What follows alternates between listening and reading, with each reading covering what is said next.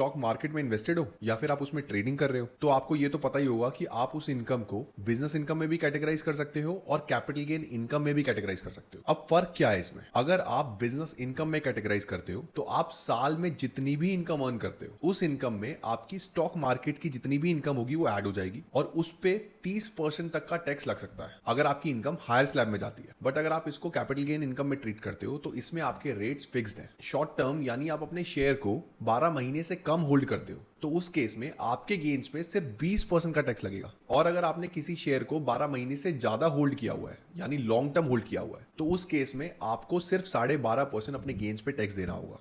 और अगर आपकी इनकम लॉन्ग टर्म में 1,25,000 रुपए तक रहती है तो उस केस में आपको 12.5% भी देने की कोई रिक्वायरमेंट नहीं है। लेकिन एक बात जरूर याद रखना कि कंसिस्टेंसी आपको बना के रखनी है। मतलब ऐसा नहीं आपने एक साल में बिजनेस इनकम कंसिडर कर लिया और अगले साल में उसको कैपिटल गेन में टैक्स करवा दिया। तो अपने लिए बेस्ट ऑप्शन वाइजली चूज करें और ऐसी ही और क्लैरिटी के लिए बी टेक्स को फॉलो करें।